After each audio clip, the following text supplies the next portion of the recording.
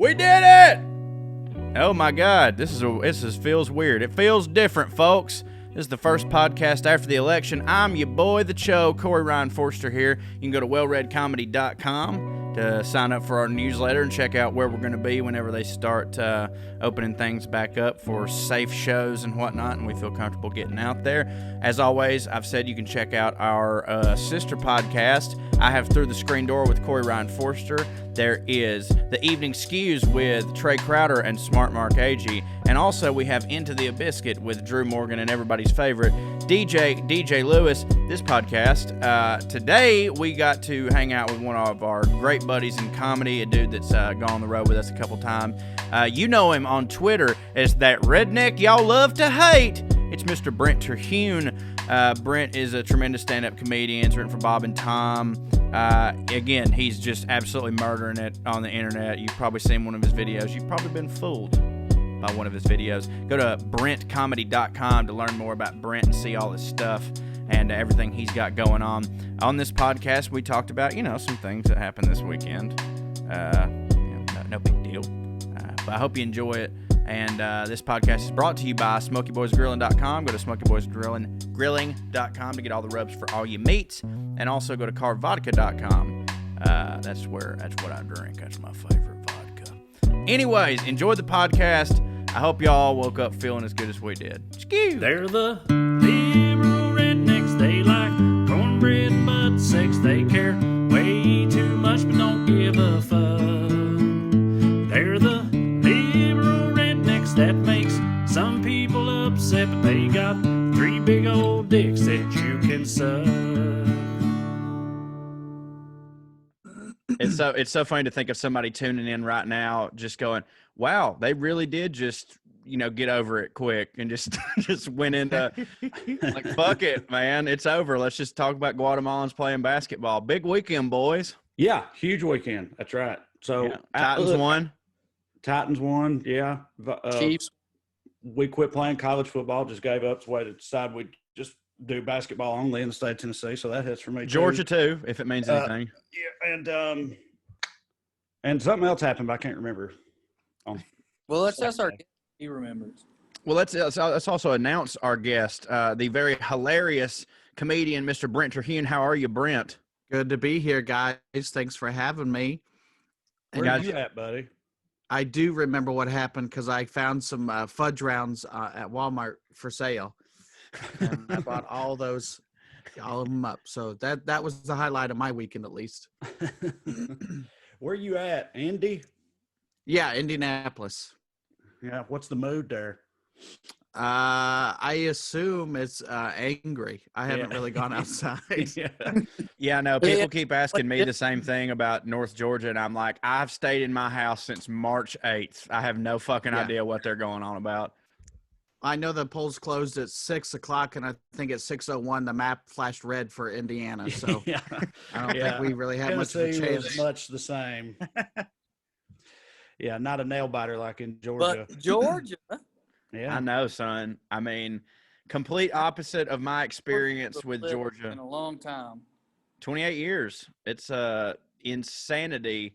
As Trae pointed out, though, I was like, man, this is just such the opposite of what I'm used to as a Georgia fan. And Trae rightly made the point. He's like, yeah, but for most, like so many people in Georgia, this is exactly how that should have gone. Yeah. Had a lead and blew it at the last second in heartbreaking fashion. Yeah. That's most people's perspective. Braves, Falcons, Bulldogs, Trump.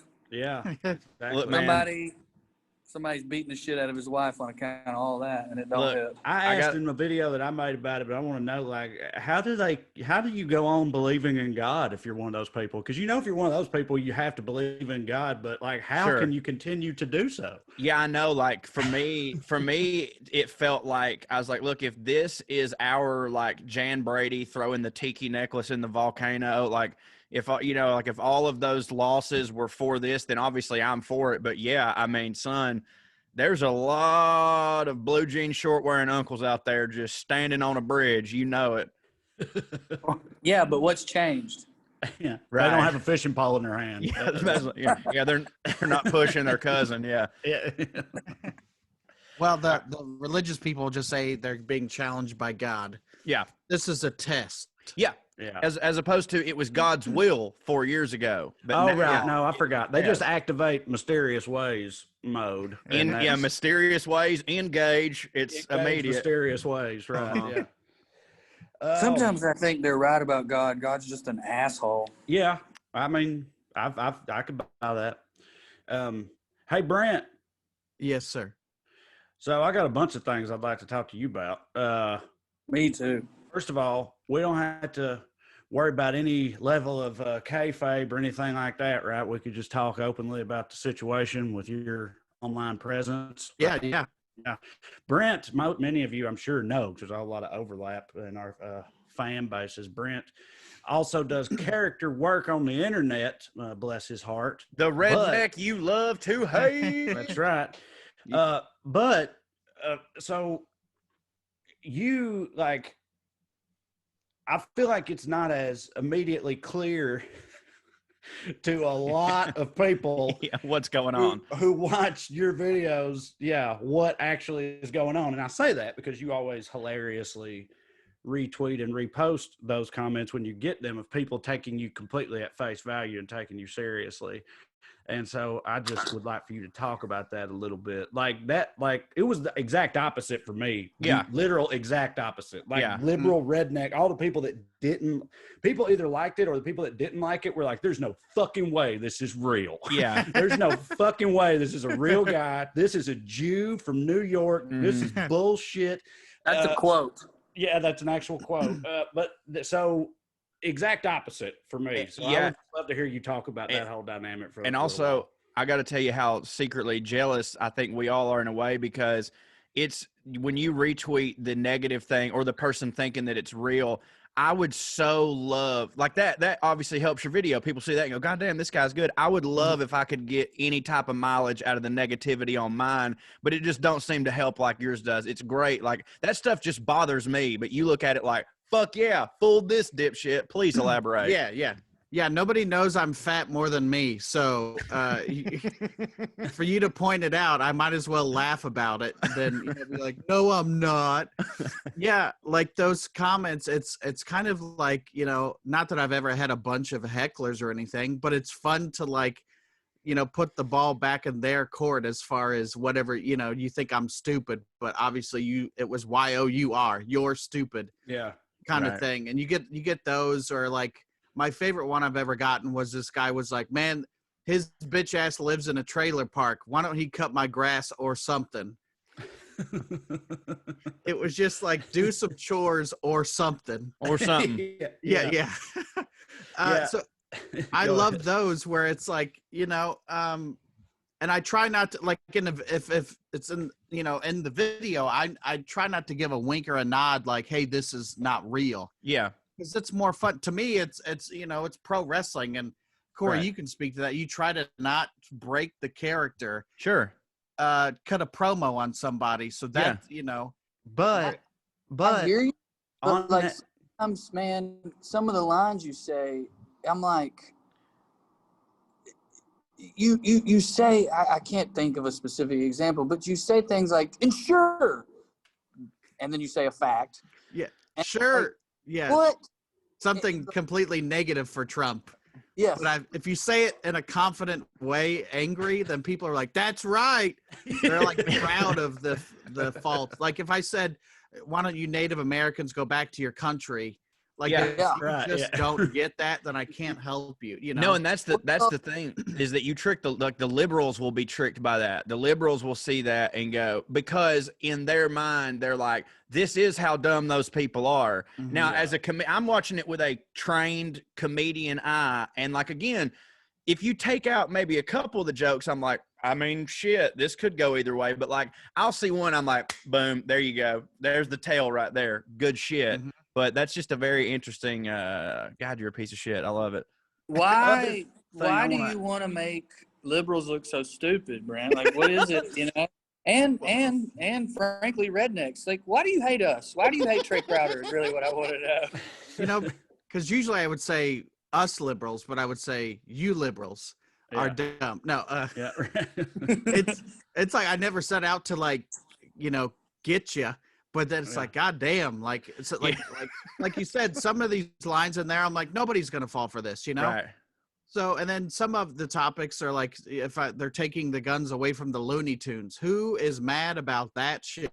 Yeah, right. People are, but no, I know. It's like, well, related to what you just said, we had Hayes Carl, singer-songwriter, on here a while back, and he's awesome, and he makes a lot of songs that are kind of funny.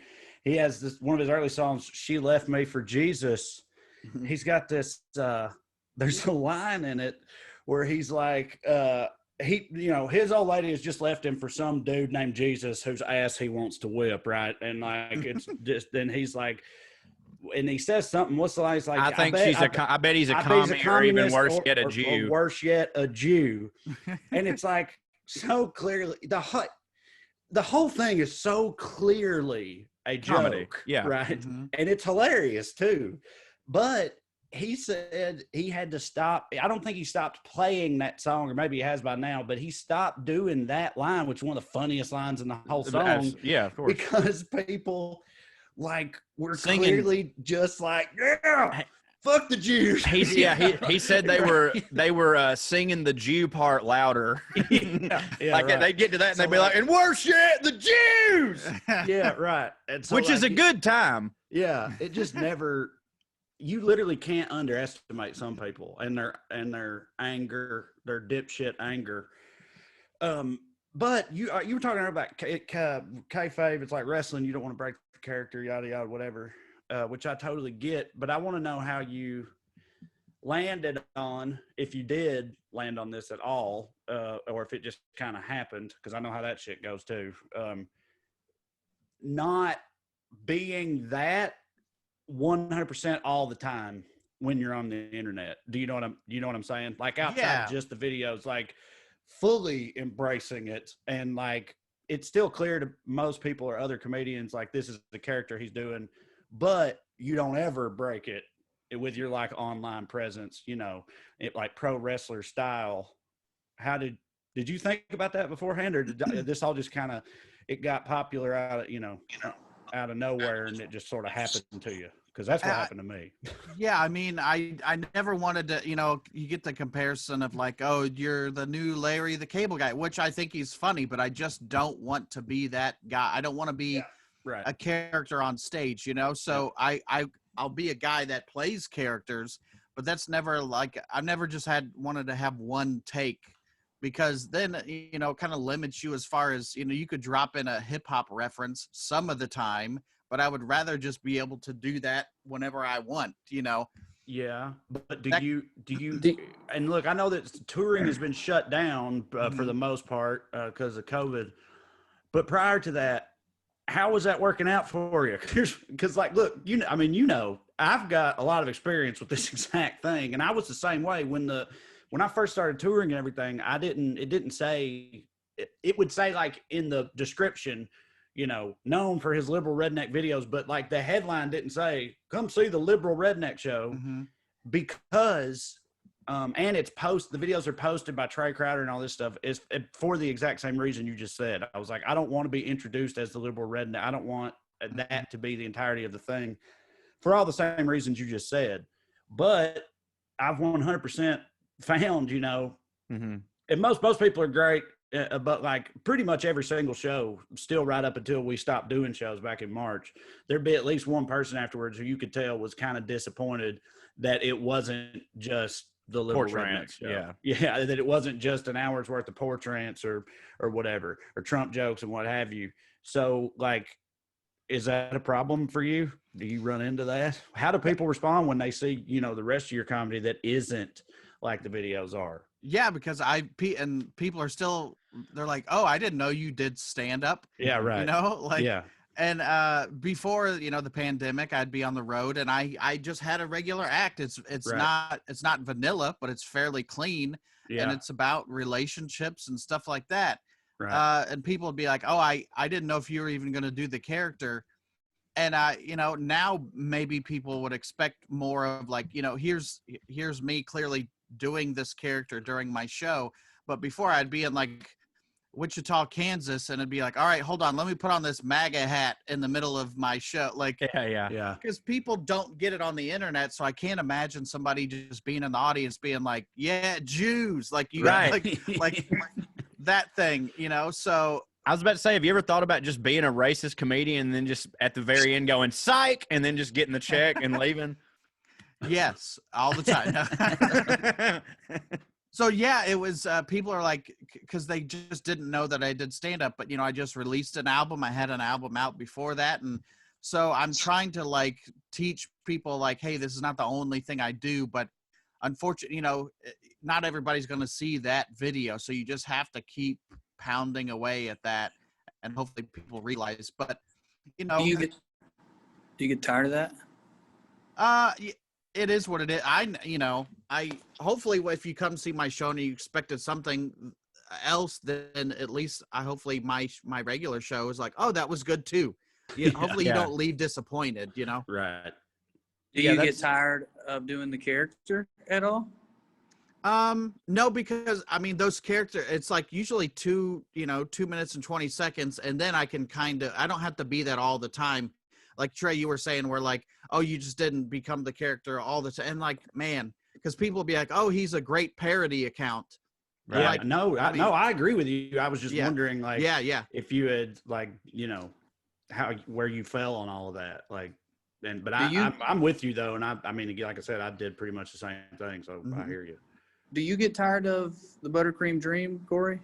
No, but right now. Well, okay, physically, yeah. Like my throat hurts sometimes. Like if I do, like sometimes, seriously. Yeah, like, man, I gotta lay down. Goddamn. no. Like I mean, no.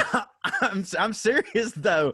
I'm serious, dude. If you scream like that, you will get fucking lightheaded and your throat will hurt. Like I had like 7 cameo videos I had to do in like the other day, like they were due. And buddy, when I got done with all them, I had to make me some fucking tea.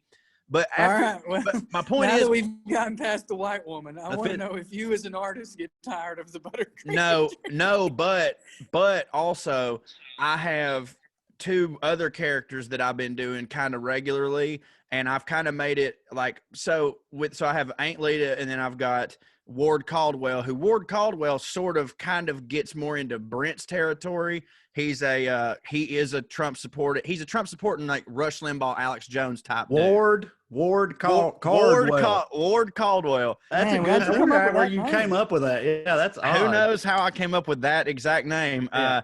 But my point is, because I put all 3 of those on rotation for like a very specific reason. So like, A, Buttercream Dream Don't Wear It is welcome, and B, for me or the audience. And there's just certain things like if Buttercream Dream is like kind of, if something really terrible happened, that's when that guy shows up to cut a promo. If something kind of just actually funny happened, that's when drunk Aunt Lita shows up taking her Percocet and stuff. And if there's something so completely bizarre, that's for Ward. So right now, I definitely haven't gotten tired of it, but only because like I've found a little bit of individual success with it, and it still currently makes me happy.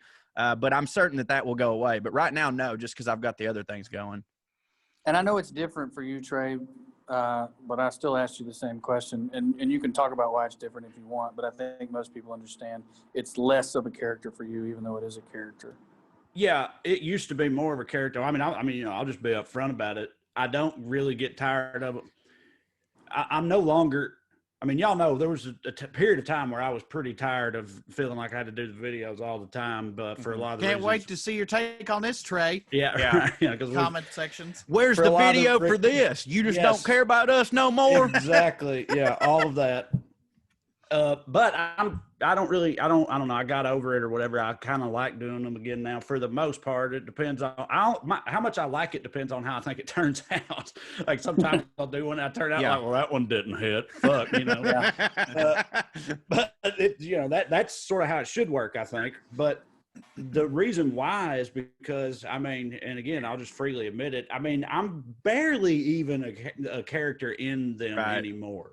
Right. I still call them Liberal Redneck because that's to me, that's the name of that series. You know what I mean? Like, and it's like a continuing series of videos the whole time. So like I've still titled them that, but like I'm pretty much just myself in the more recent videos, and that was a conscientious thing, and it has to do exactly with what Brent was saying earlier about like trying to move away from people thinking about me as a type of like caricature or whatever. Because I mean, it was always less of a character for me because I'm from fucking Salina, Tennessee, and I'm a big queer, so it does check all the boxes. All that stuff was all real.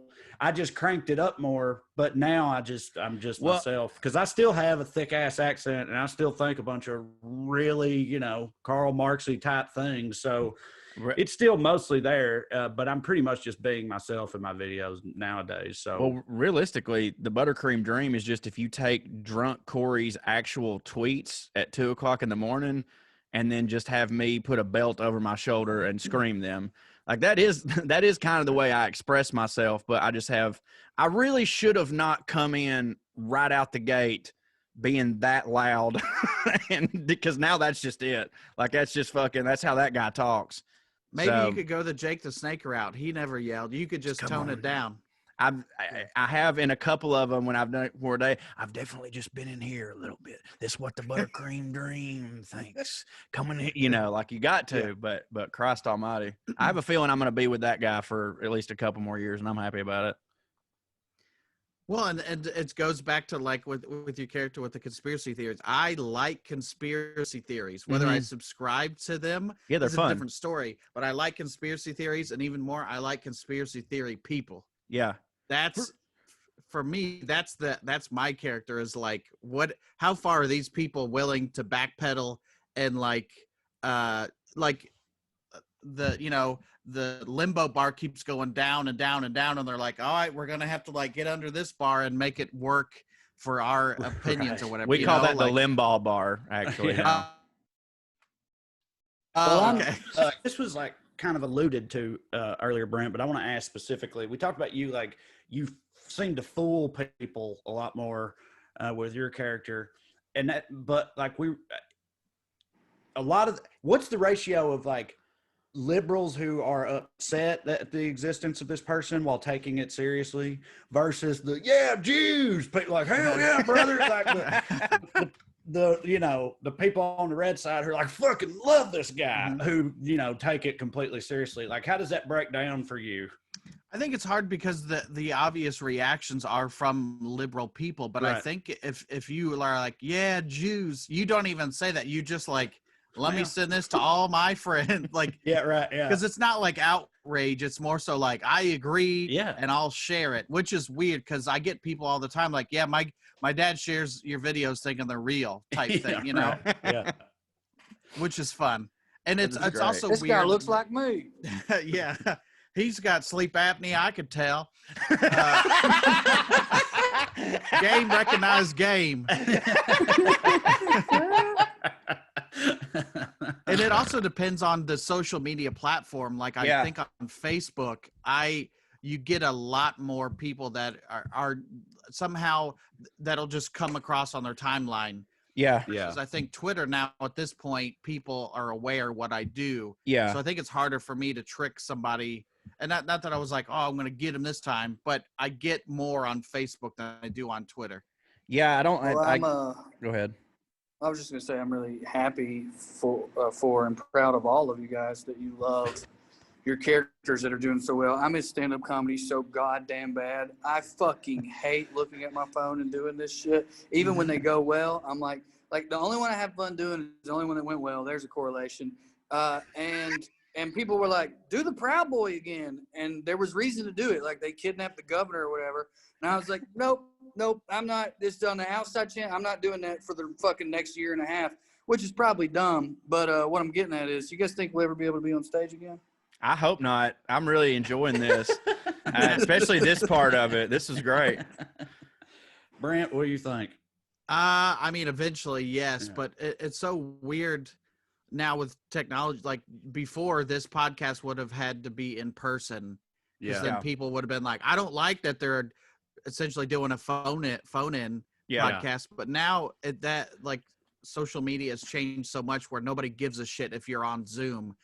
So that'll be weird to see what people put up with. Like if it's 2024 and we're still doing Zoom stuff, and they're like, I can't. They need to just be in person. This is bullshit. We'll just die. We'll just die. How about that? Yeah. Yeah. No, I get what you. I mean, yeah, no, that's a good point, because you're right. There used to be a whole sort of mentality about. You're right. Doing this thing pre-pandemic, people would have been like, "This is fucking kind of bush league bullshit. Is this?" No, I agree. But then everybody got to a point where they kind of knew they had to allow for it, because what choice do they have?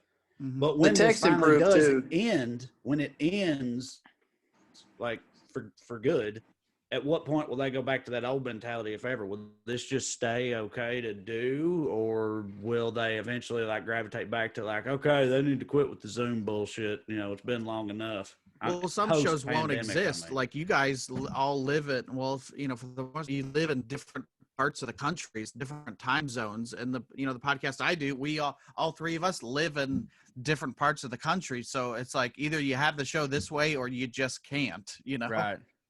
Yeah, we were fortunate enough. I mean, we were able to just record on the road while we were together and stuff like that. But before, we kind of had a little bit of practice in this, because they were in LA and I was here, and I was calling into the podcast. But I do think that like those first, I mean, honestly, probably 5 to 6, maybe even more weeks, it was definitely a huge adjustment. I think now everyone has had to figure out, like, there's a difference between your in-person chemistry and relearning a chemistry on Zoom. And I think we have it now. Like, if you were to listen to our first 2 to 3 podcasts on Zoom versus the last couple, it's like, all right, I think they figured it out. But there's still, I mean, there's never going to be that, like, I could see movie theaters going away, because technically the in-home experience, if you've got a big enough screen, you were only watching a screen anyways, but that you're never going to be able to replace that in-person thing. And I think once we finally get back and see it for the first time, we're going to be absolutely floored with endorphins, you know what I mean? And be like, we cannot let this shit happen again. But I don't know. I think the first time I get to watch you and Trae stare into each other's eyes while you eat a fucking pepperoni pizza and talk about how much we hit into a microphone, it's definitely going to rock my goddamn endorphins.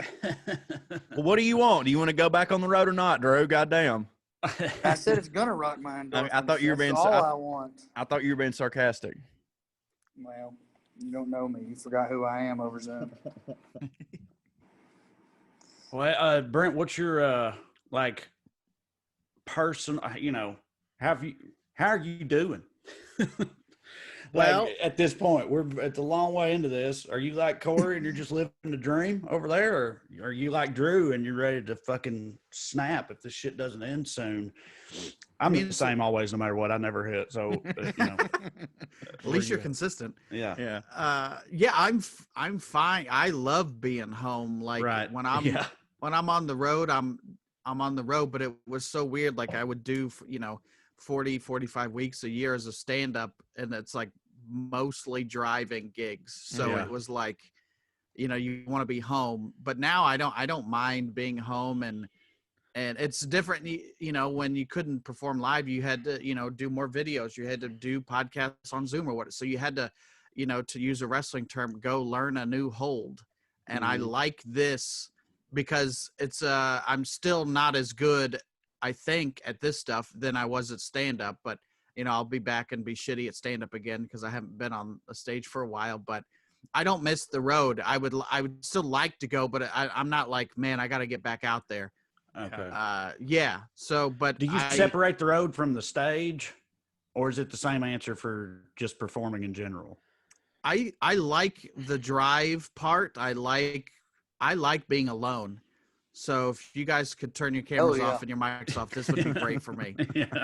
But I like that isolation thing. And I'm, newly married last October. So then, my wife's work got shut down. I couldn't travel. So we were in the house for 3 months. And thankfully we're good enough friends that we're like, it works. But then then she'd be like, all right, I'm going to go in this room. Yeah. You go over here. So thankfully we could be like, I'm tired of your shit. Leave me alone. Well, me and you share that in that me and my wife got married shortly before this. And also we'd been together for 4 years, but our entire relationship, we'd only dated during the times when me and the boys were on tour. So our relationship was like, she saw me 5 times a month. It's so easy to be in love when that's the case. And then this happened. And it's like during this pandemic, I've been telling a lot of people, like, I've been having to deal with the pandemic and figuring out how to be a husband for the first time in my life, even though I've been married a couple years and been in a relationship a couple years. So, yeah, there's been several instances of, hey, I know there's literally nothing that you could do, but I'm going to need you to fuck off for a minute. This is her, not me. Please book something. Yeah, just go die. Go die, please. Go fucking die. Yeah, her exact words. Well, shit. I don't know how me and my wife have done it, frankly. You've told us a lot. We're fine. We've had a couple of fights, but like not many. I feel like we're both kind of on the same page as far as like, yeah, look, this don't hit for either one of us.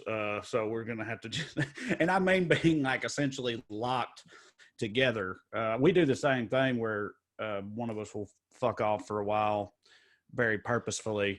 But I mean, we've been together for 10 years, which I mean, Drew and his wife have been together for, I think, like a year longer than we have even. So, well, I think you've opened the door and given me permission to say this without sounding like a total dick. Let me say that I very much appreciate that my wife loves me, but she's like into this.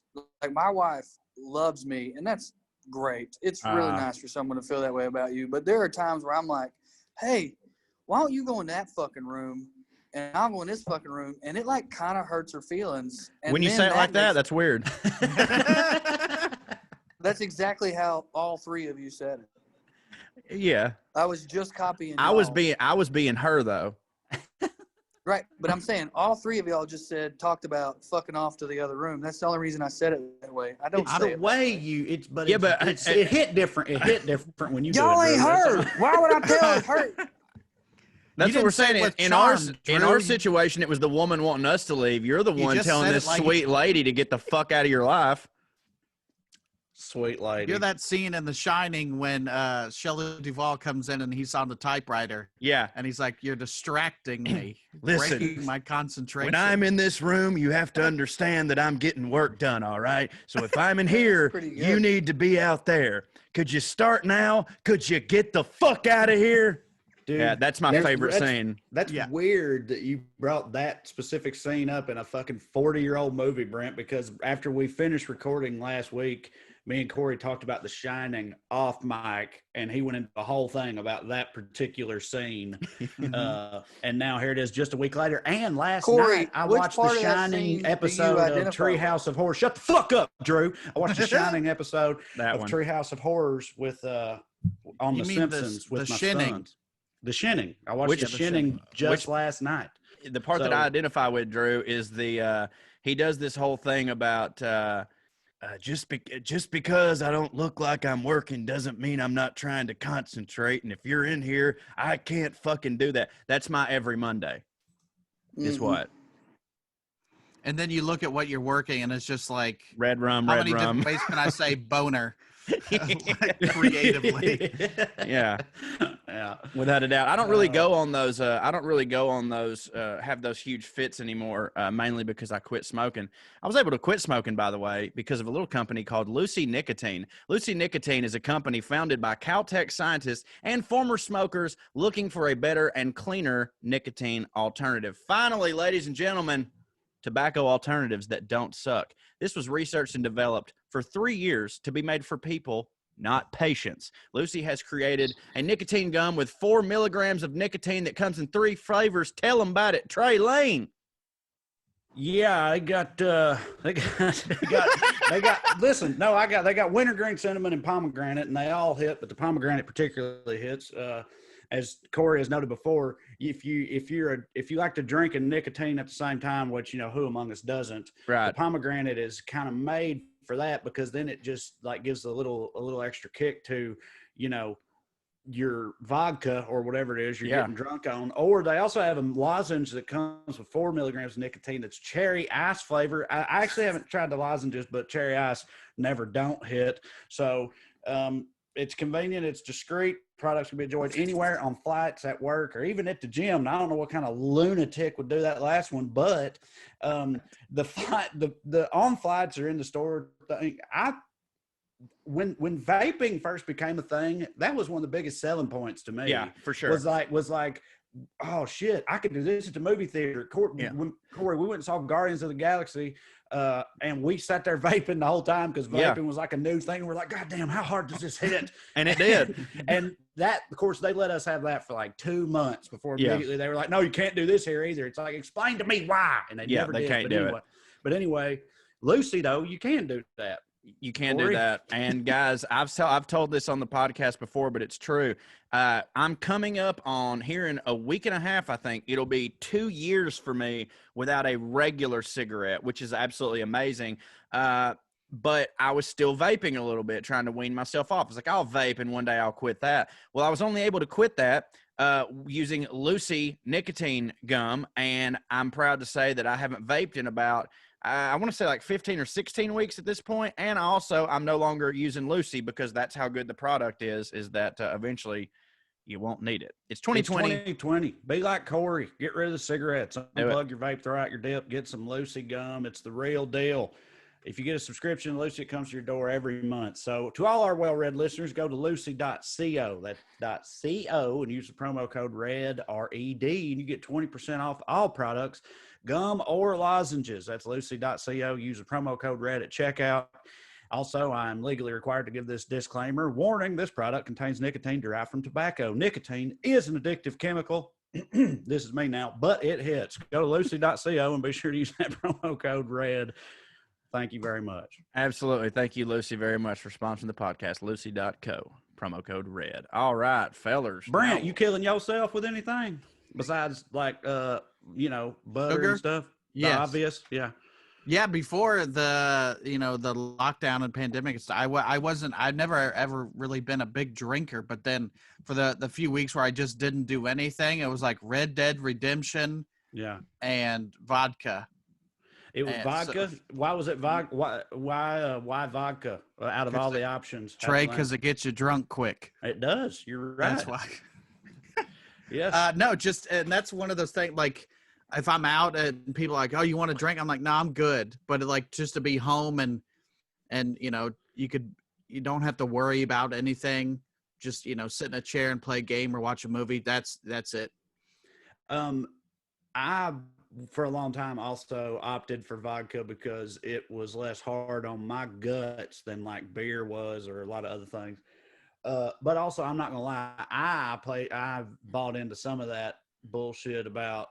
I feel like it has an illusion of like, oh, this is at least slightly healthier than other, especially if you mix it with something also clear. Yeah. That's like, look at that. That's water. That's nothing. That can't hurt you too bad, which is false. Pepsi tricked us like that one time. Yeah, right. It will still make you fat and sorry and your liver will explode if you drink a whole shitload of it.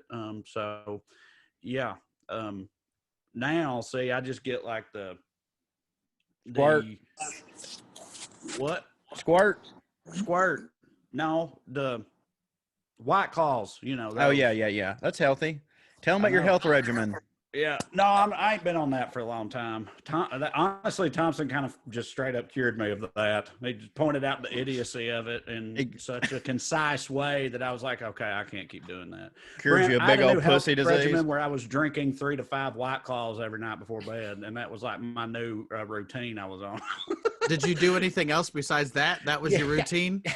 Yeah. I mean, I was working out every day. The point of that ostensibly was that it 3 to 5 White Claws is 300 to 500 calories. Mm-hmm. And because I'm a completely broken, dead inside bag of shit, I had one of two choices. I could either drink the 3 to 5 White Claws, that's 3 to 500 calories before bed, or I could eat half of a weed edible / everything in my kitchen, which would come to the tune of about 8 to 1,400 calories right before bed. So I was going with the White Claws instead, but then my best friend from back home, I talked about that on the podcast, and when the podcast came out, he texted me and he's like, He's like, I just fucking love how you're like, oh, you guys should try out this new thing I'm doing, my new health regimen. Every night before bed, I drink about 5 beers. He's like, you know, those are just beers, right, Trae? Like, those are just fucking different flavored beers or whatever. And I was like, okay, fine. So I don't do that anymore. But you know what I do? Gorge myself right before bed very often. But you're in pain, right? A little less of that. Yeah, I've always last respected. night, it was just pistachios and some beef jerky. Like I try to. You're living on the road in your house. Yes. That's road food. No, I know, but you know that pistachios and beef jerky is the healthier option, is what I'm saying. Because like otherwise, it's an entire bag of wavy lays with the French onion dip, one of my #1 hits, and I'll smash all of both of those by myself in one evening if I allow myself to. So I'm saying like a whole bag of dried meat is like, oh, this is me doing good. I did good tonight. I respect that Thompson pointed out, you know, that you were sort of in a way lying to yourself. But I also more than that respect, Trae, the honesty of, look, it's gonna be one or the other. Like, that's where we're at right here. Like I know I'm not unaware of the argument of like, you know, Trae, what you should do is nothing. Like none of that. Just what you should do is not. It's like I know, but I can't. I'm telling you, I can't. I'm going to do so. I can't just sit there with just my thoughts and my wife. No, in front of the TV. In front of the TV after the kids go to bed for like 3 or 4 hours. I'm gonna do something, and so I'm just trying to find the least harmful version of that. Brent, we obviously you can tell here that we're all trash and have trash palate. Well, I mean, not Drew so much. Drew absolutely is a healthier person than me. Brent's a trash can for sure. Yeah, he is. I know. That's what I'm. No, that's what I'm. Okay. That's what I'm getting into. I want to. Hey, I can say that, Trae, but I don't need you to say that. Okay. I want to know, like, everybody that listens to this podcast knows our 3 dietary habits and what it is that we run on. And you just talked about how you never really drank that much, but you know, now that the pandemic happened, you were drinking some vodka. I know with me, even though I only thought that I was eating a lot before this happened, and now I'm just going crazy. So I'd like you to run me through a typical pandemic day for Brent in the trash department. There's a lot of sandwiches going on, and that's not like trash food, but if you eat enough of them, that's trash food, you know. So that's like an easy go-to, because a lot of times my wife and I, you know, she's not a big meat eater, so we'll share a meal, but then it's also like, you know, I'm not hungry, but she is, and vice versa. So it's like, let's have a sandwich. So a post-dinner sandwich is what I'm getting from you. It's more mid-dinner sandwich. Hold up, I gotta take a break. Need me a sandwich. Take a sandwich break in the middle of dinner. Let me put this salad down and get the sandwich out. Yeah. And then it's been weird because we haven't eaten out at a restaurant at all, like not brought food in or anything. So it's been weird to, like, you know, quote, prepare meals, because a lot of it is just like a microwave type thing, stuff too. So it's been weird to be like, oh, I didn't just spend $50 on one meal, you know.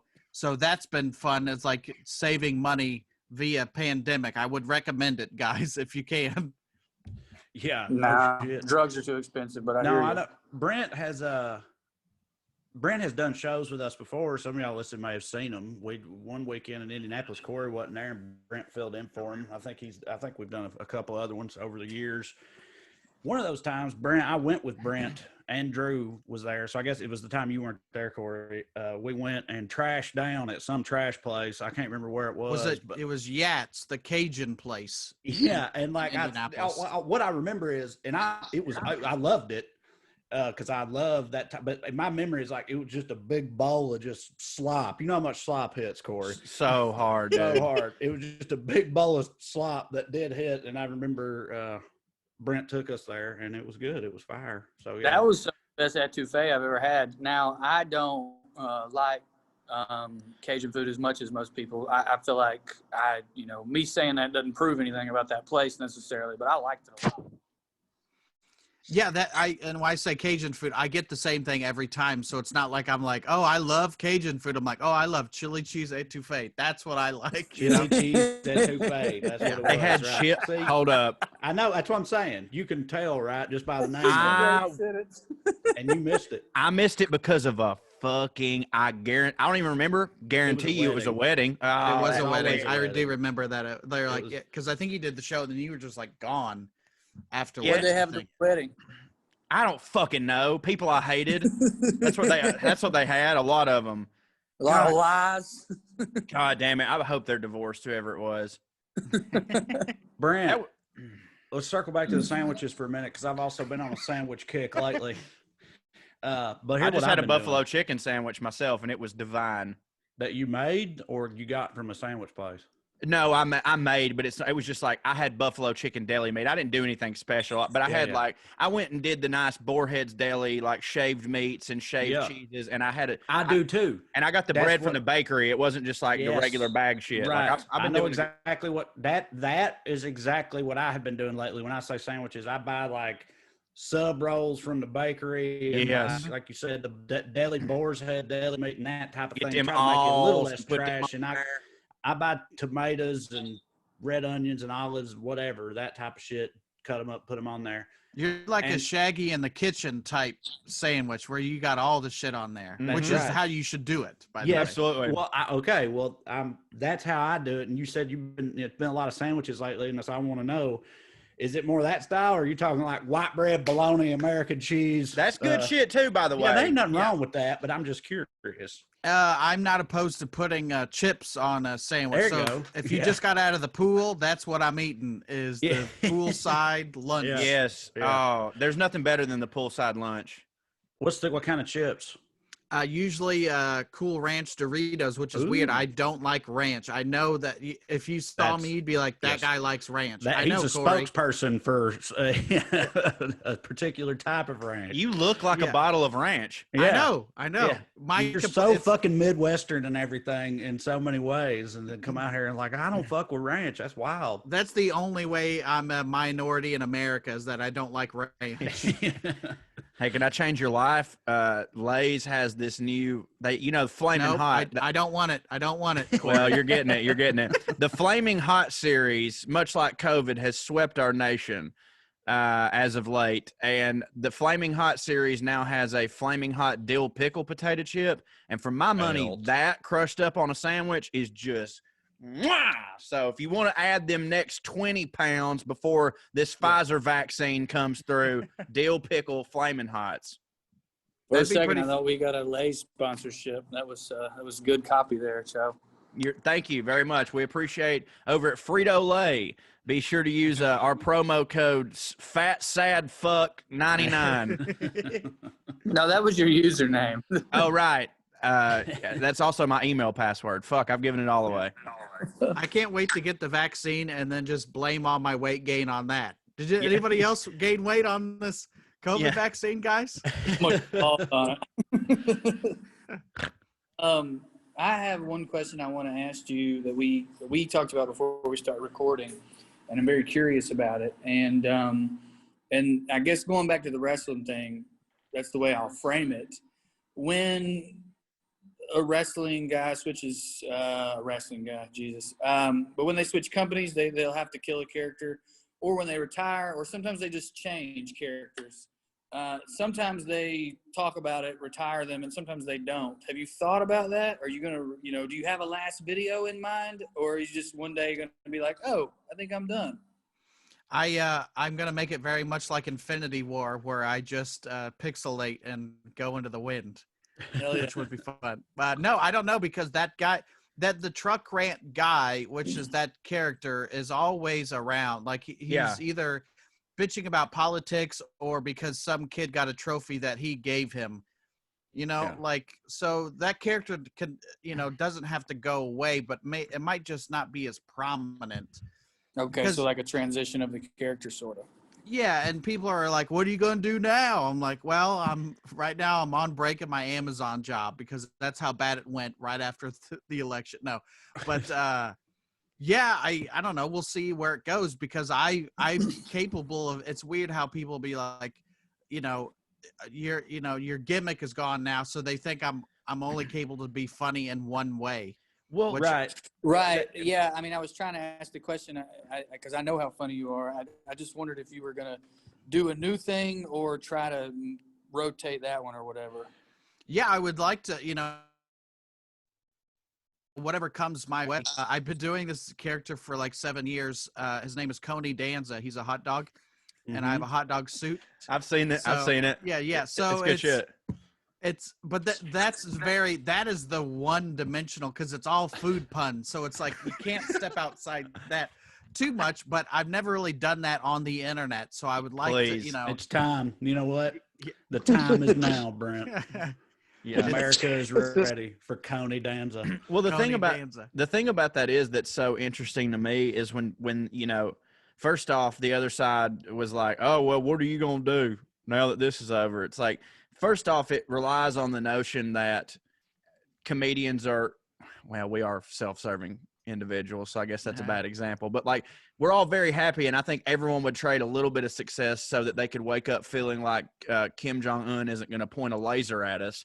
But also go ahead. It relies on the notion that the character that you're playing is some guy who only existed when Donald Trump became. It's like Donald Trump got elected and this dude apparated out of a fucking fireplace and like that. No, that dude, that's my uncle. Exactly. I've known this guy forever. And Mitch McConnell's still here and Lindsey Graham's still here. Like, son, shit's always going on. Right. People have said a version of the same thing to me a bunch too. And it's always been like, well, first of all, it was 2016, but I first went viral and everything when Barack Obama was president. Right. And at a time when people were still not even taking Trump seriously yet. For sure. Like no one thought he was going to win. No one foresaw any of this coming. And that's when I first broke through. And secondly, as Corey just alluded to, like, I've been mad about all these same things my whole life through, Bill Clinton to Bush to fucking through the Obama years and now. Cause like you said, these people ain't new and they're not going anywhere either. And this type of bullshit isn't going anywhere either. So yeah, I'm not. And neither is Trump, by the way. I'm not worried about it. He's not going nowhere. Right. Yeah, when he starts the Trump network or whatever the fuck he's going to do next, that's not going away. Right. Do you guys find it hard to take your anger and make it funny? Because when I'm genuinely angry about something, there's no funny to it.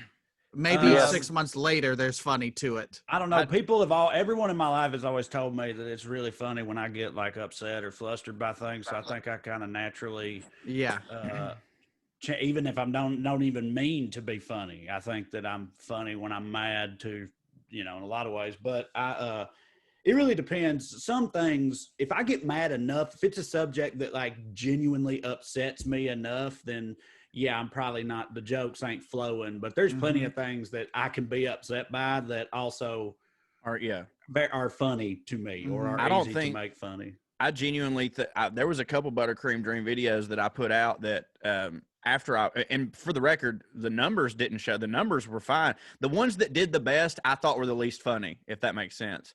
Like it's always weird. Sometimes you get too close to a video and you're like, this isn't not going to do well. But then you also have to trust your instincts that there's a reason that you're there is because you're funny regardless. I'm about to sound very like myself here, but like some of them I would watch and I'd be like, that wasn't funny, but it was great. like it doesn't matter because to me, as I was telling my wife, I was like, there are layers to it. Like, the comedy comes from the fact that it's a guy without his shirt on with a fucking wrestling belt over his shoulder speaking in an Arn Anderson cadence. So if everything isn't as punchy as normal, that alone, the juxtaposition of those two things happening is where a lot of the comedy comes from. So if I am just genuinely mad, it's entertaining. It's fucking entertaining. And again, not to toot my own horn, I'll be like, that wasn't as funny as I thought, but Lord, son, motherfucker was spitting. And so, not to toot his own horn. As David Letterman said, not to toot my own horn, but if I could, I certainly would. Yeah. Yeah. Well, Corey knows this. I don't remember how I got I was looking at, I got some kind of notification or something while drunk the other night, and ended up, I was looking at numbers on my YouTube page or something, and I got like a suggested video of my own and ended up going back. So I'm just going to tell everybody now, look, if it's been a while for any of y'all out there since you circle back to my Game of Thrones recaps, I highly recommend them. Me too. That's some of my finest work. I got drunk and watched every goddamn one of them the other night, and I was just slanging it the whole time. Okay. Buddy. Let's be clear too. He wasn't fantastic. He didn't just get drunk. He didn't just get drunk and watch them. He got drunk, watched them, and sent them all to me in a drunk. Only select clips. Well, yeah, of course you curate the hits. I spent the time to curate select clips, send you like, check this one out. How flames is that? But I will be honest. Like they were hitting for me very hard. But here's the deal, man.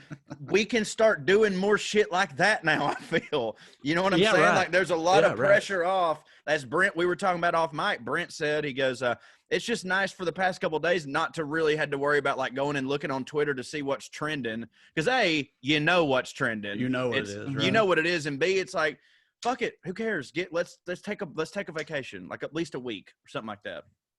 For the record, we didn't even talk about it on this fucking podcast. Yeah, well, I mean, I think you're right as far as like, you know, everybody knows. You know what I mean? Mm-hmm. Like, well, and how much more can you say on the same subject matter anymore? Yeah. You know, like at a certain point, either you agree or you don't. You know. Mm-hmm. Yeah, well, that's part of this. You know, it truly is. Like Corey was saying about spitting flames. You know, I don't know if it's funny, but it's fucking great. I mean, part of this is agreement. You know, having people who agree with you, and that's not. I feel like some comedians bristle at that, like it's insulting, but like. You've agreed with 90% of your favorite topical jokes you've ever heard. Absolutely. Even if it's like, I mean, a lot of times the audience is laughing because they're going, I've always felt that way, but I've never thought of it like that. Right. You know? So I don't have any shame about that. But to get to your question about the anger, this Project Lincoln shit pisses me off. I feel like I get mad about different shit. Does Donald Trump being a racist fucking idiot piss me off? Of course, but I know we're all mad about that, and I think everyone on our team knows what to do about it, or, you know, we're trying to do the thing about it, and we got him out of there, it seems, knock on wood. I mean, his lawyer's Rudy Giuliani. I think we'll be fine. But like this Project Lincoln shit pisses me off because we've given these people like $80 million or $70 million or whatever it is, and they've kept 70% of it, and then they spent the rest running ads in states where Joe Biden was going to win anyway.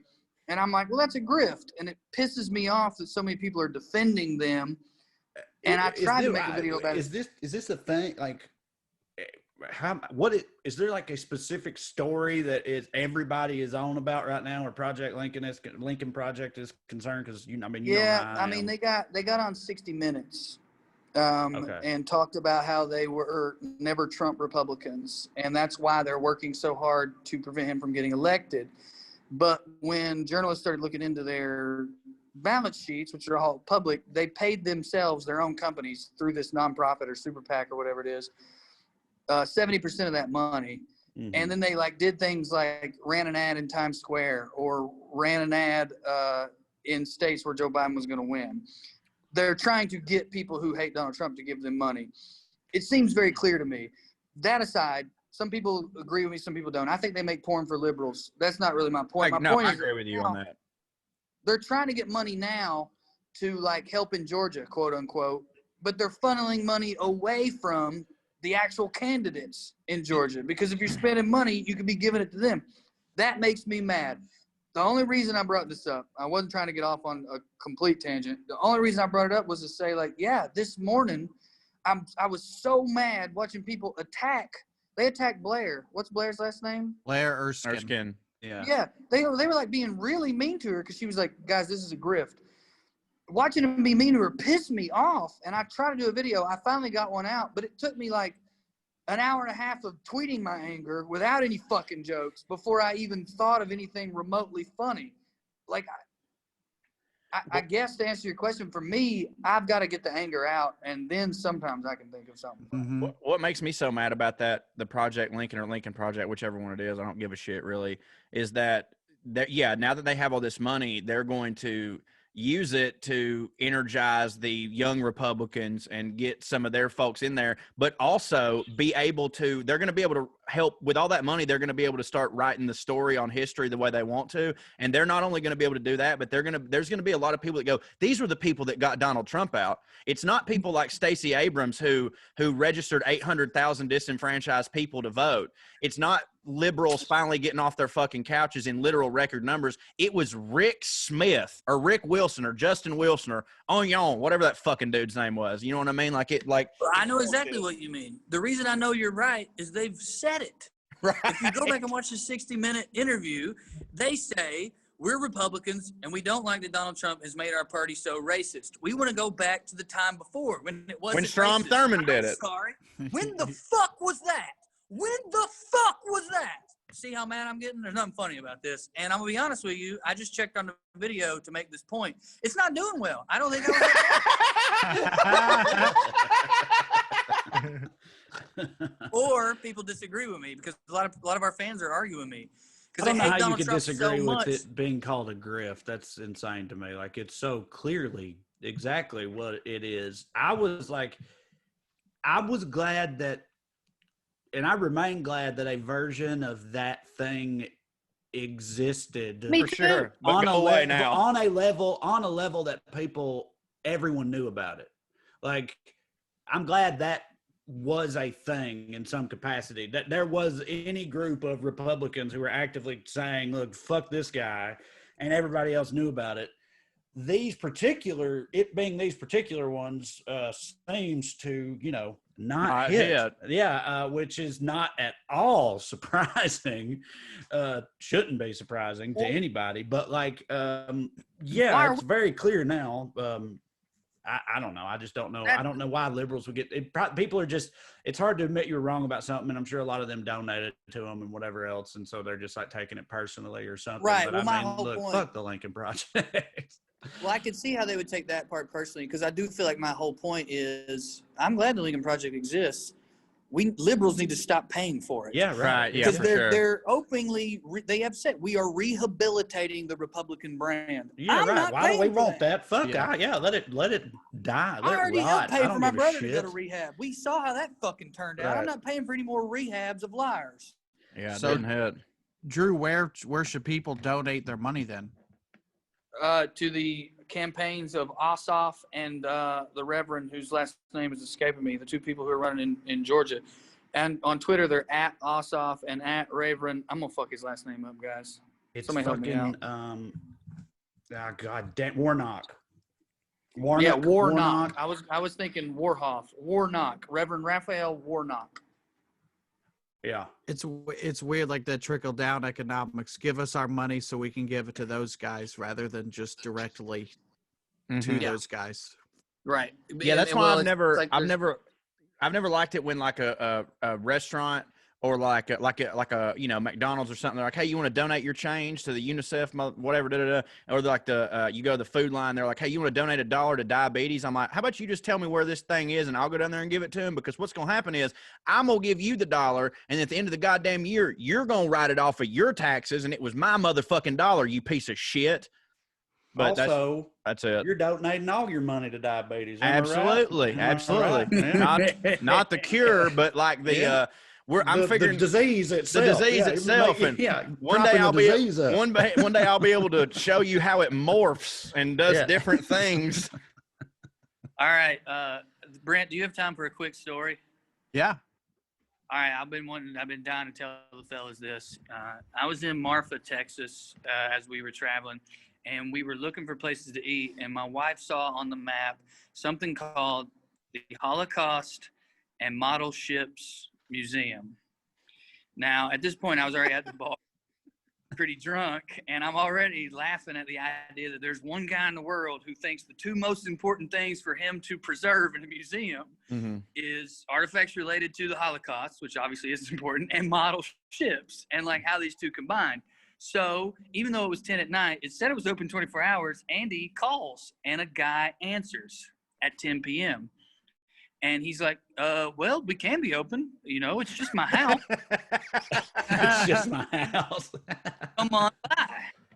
And we met this wonderful trans woman who was there taking pictures of people doing this campaign that they're doing called Pride Portraits. So follow them on Instagram. Their name is Derek. And we're having drinks. We're starting to get drunk. We're like, fuck it. We're going. Like, we got to go. So she calls John back to get directions to his house because he had already told her that the GPS won't take you right there. And he says, I swear to God, it's just 4 blocks past the river. I'll be outside flashing a light at you. So that's how we found the Holocaust and Model Ships Museum.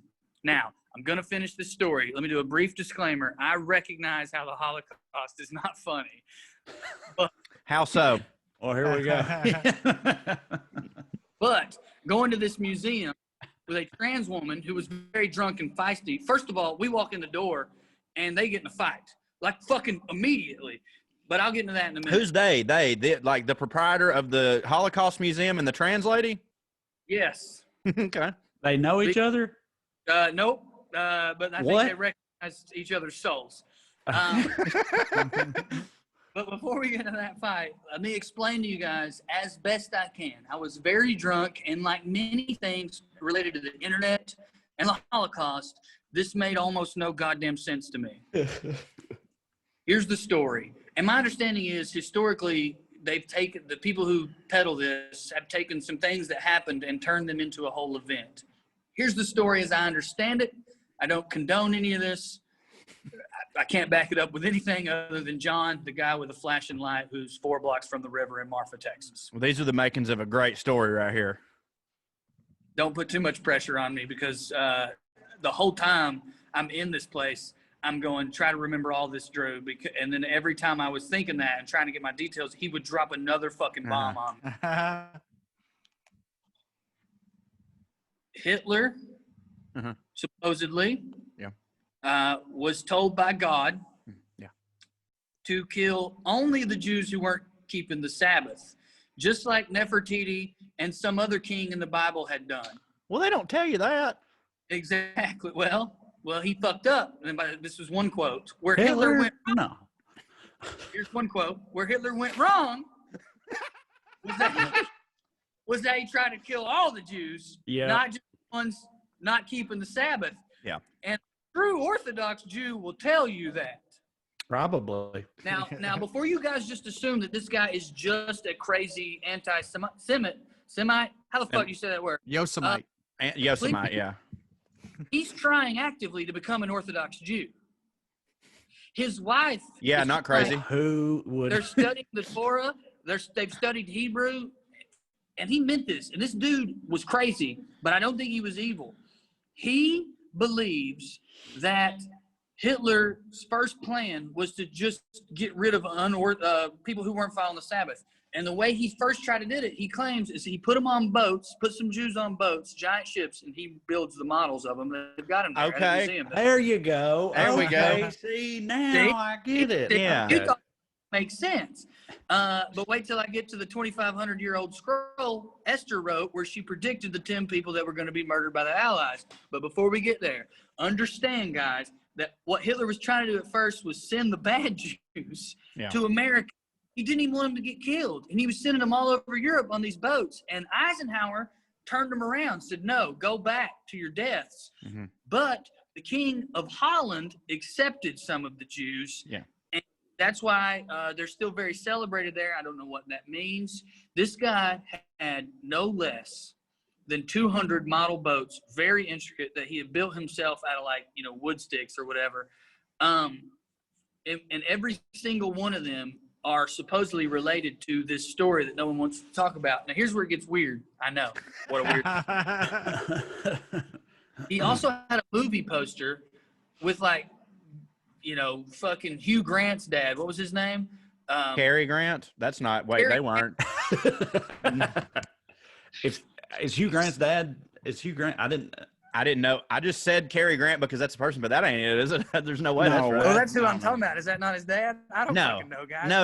Okay. Cary Grant and Hugh Grant are very different. Cary Grant was very, very famous, but he's not Hugh Grant's dad. James Grant. Hugh Grant's dad is James Grant, which he may have been like a famous actor or something. I don't know. Listen, I realize how this is all my fault, but no one told me that it was Hugh Grant's dad. I just thought Cary Grant was Hugh Grant's dad. It's Cary Grant. Okay. You know how they all believe that Hollywood's full of pedophiles? I think they're all related, apparently. Yeah. Anyway, Cary Grant was in the movie. He says that's completely based on this. That for some amount of time, some part of this was real. Now, no part of me even entertains the thought that Hitler just wanted the Jews to go on a nice cruise and never come back. I don't believe that at all. But some of the boats. He also claims that some Jewish folk got marched to the Baltics after the war was over and got put on boats on their way to England, and Winston Churchill bombed that boat because they didn't want anyone left over to talk about how the world had turned their backs on the Jews. In other words, there was plenty of opportunity to save, if not all, most of the Jews that Hitler himself offered. Like, look, I'm going to put them on these boats, and then y'all take them in, and the world rejected that. That's always worked out for a disenfranchised folk, is the whole put them on a boat and send them somewhere else gimmick.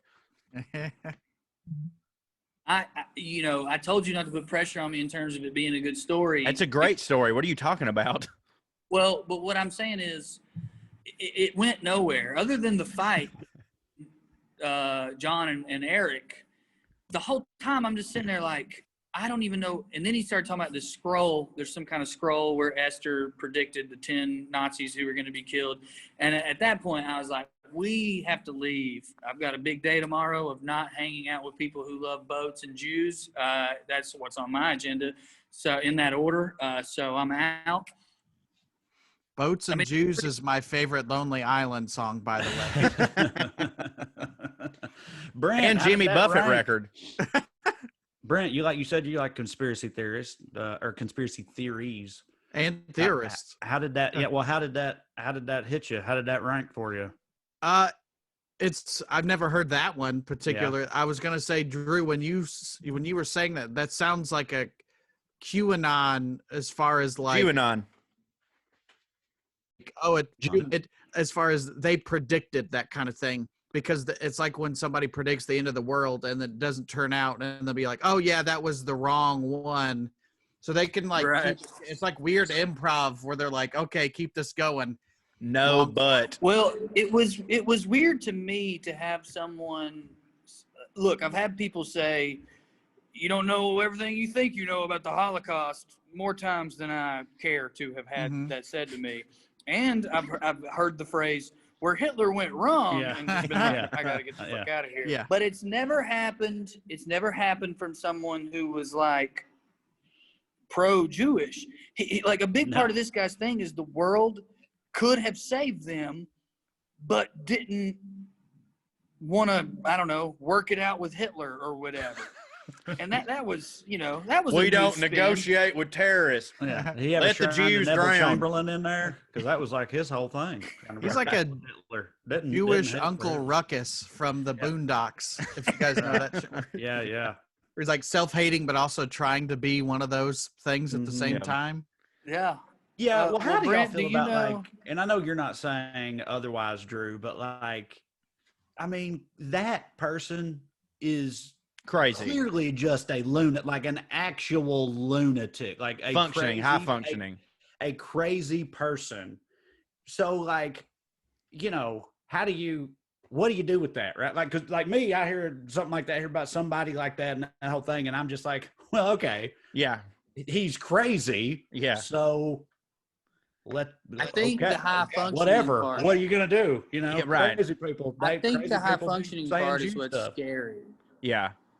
But he's dedicated his How high functioning is okay? Have you ever tried to make a model boat? Yeah, he's in he the filled his Guard. house with fucking boats. His house in Marfa, Texas. Y'all are like, this ain't Q we're talking about here. Like it might be. I agree. Once Drew gets the word out, fucking people put respect on this guy. I agree with you, but there's power in numbers, and like I don't know. He's obviously not Hitler, but Hitler was crazy. Like I know what you're saying, But if crazy people have some money or some guns and they all get together, they could become like Alex Jones. Alex Jones is fucking insane, and he's detrimental like to society. Yes. Well, this guy's in Marfa, Texas. Like building boats. Building boat, little tiny boats. It ain't worth the fuck for nothing. I don't know. He told me somebody from the New York Times was going to come do a story on him. So I bet they are. But all right, one more thing, Brent. You said you like conspiracies. Do you know about the conspiracy related to the Titanic and J.P. Morgan, where they essentially sunk the boat for insurance money, right? Yes, and it wasn't the Titanic. It was a ship that was almost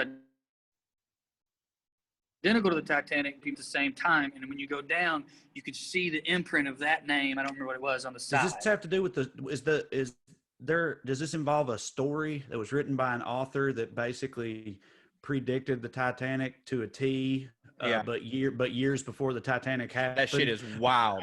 That objectively did occur. It was called the Titan. The Titan, yes. But I just wonder if you're if you're coming up with this conspiracy theory, I feel like you would include that. You would be like, see, what happened was J.P. Morgan read this story and then it came up, hatched this whole scheme or whatever. Is that part of it? I'm just pulling that out of my ass. I feel like they missed the trick. Yeah, if they didn't do that, I think they fucked up, is what I'm saying. And Me too. Conspiracy Brent, do you know? I don't know because I was running away from a crazy man. Yeah, I don't know that one particularly because to me, at the end of the day, I don't give a shit whether it was the Titanic or not. You know what I'm saying? Right. Yeah. It's like when people are like, maybe we didn't go to the moon. I don't give a fuck if we went to the moon. And you could put that on a t-shirt. But I don't give a fuck if we went to the moon. I've always said the same thing. Is like, honestly, if we did fake the moon landing, I'd come out and say that now because that to me is more impressive. There's no way. Of course not. If we did you're that, right. They would have had to more impressive, but that would be insanely fucking impressive. They would have had to kill that in 1969 and pulled it off to that degree. It would have been fucking nuts. Like they would have had to kill Buzz. They wouldn't let any of them dudes live if they'd faked it. You know what I mean? Like they would have had to have them die upon re-entry and been like, "Oh, we got there and then it fucked up." Like Buzz Aldrin could have just lived his whole life only punching one dude. You know what I'm saying? Like that wouldn't have been the case. Yeah, can you imagine being the guy that really speaking?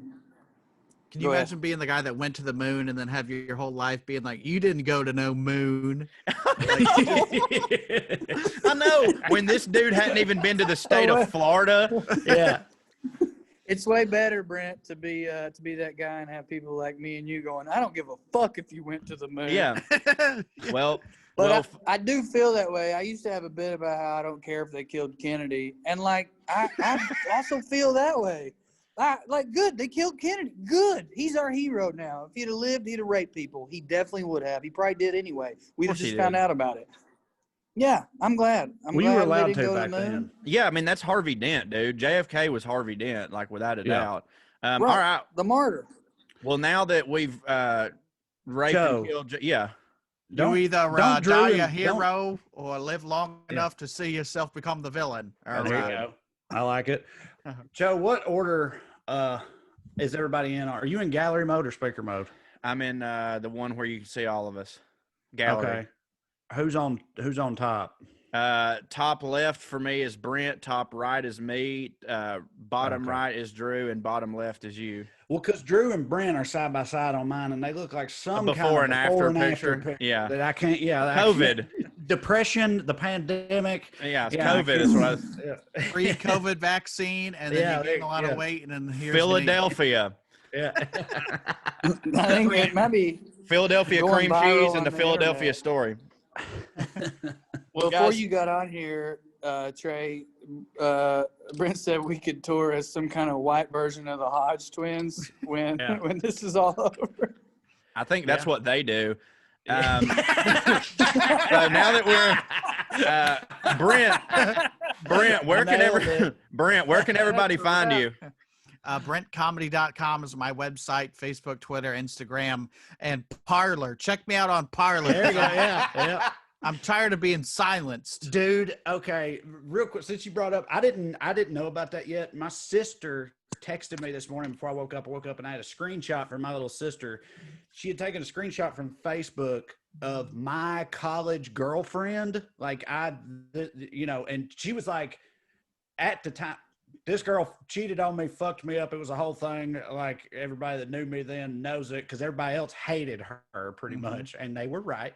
But anyway, she sent me a screenshot this morning of my college girlfriend, and it was posting about Parler and like recommending Parler and everybody go to Parler. And the comments were filled with people I went to college with, like other people I knew who were also like, "Ooh, I'll see you there, girl. Oh, I can't wait, getting it set up right now," or whatever. But I didn't know what that was. I told Paige, I was like, I don't know what that is. And so I Googled Parler, and when it popped up and I read the first line on Wikipedia, and it's like, Parler is a microblogging and social networking website founded in 2018. Its user base consists primarily of conservatives, something else, and Saudi nationalist. And it killed me. I just wanted to say that. Fucking Howdy Arabia, man. They're out here. Howdy Arabia rides again. But like the fact that they don't, I don't get how that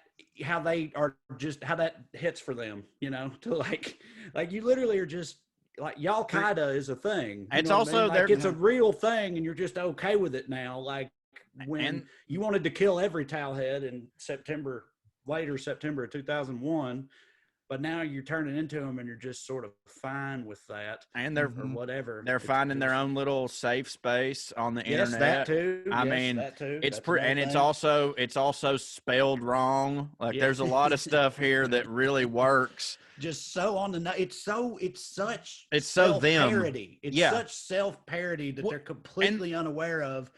It is so fucking wild. And also a couple things. They act like we can't just go over there. I'm thinking about it. I'm going over there. I'm going to, because I honestly think my videos will do better over there. Yeah, right. Because I think Brent may be able to speak to this more than me, but I've often felt like people, like if someone really, really likes a video, they'll like it. But if they really, really, really hate it, they'll retweet it because they have to let you know why they hate it, because you can't unlike something. So I was like, I think I might just go to Parler and just be the goddamn heel for once, like be the fucking heel. But like, yeah, they act like we can't figure out passwords like they can. And also like we give a fuck if all the worst people on the internet just go leave. Just leave. Oh no, please don't. Oh God, man. God. I would hate it if Twitter was nothing but funny shit and buttholes all the time. Yeah, you mean Facebook might hit again? Yeah, God. It would suck. Guys, Mark Zuckerberg can't find us if we spell it wrong. I completely agree with y'all about it hitting more, but I do think if that lasts, it's definitely going to be a cesspool that continues the miseducation and increases the violence of a further growing, while pretending to be the victim and minority population that we got going on in America. It's really fucking dark, boys. But it is, but like they're going to do that anyways. I feel like, so it's nice for it not to be on my shit.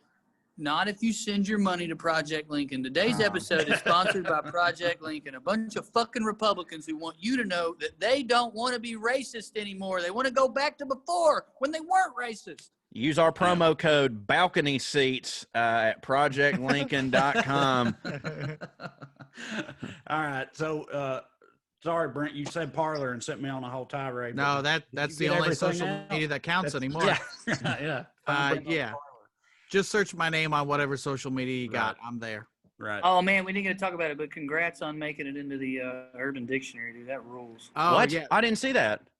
Yeah, somebody added Terhuned is in the Urban Dictionary, which is odd, but, next to like glass bottom boat or whatever.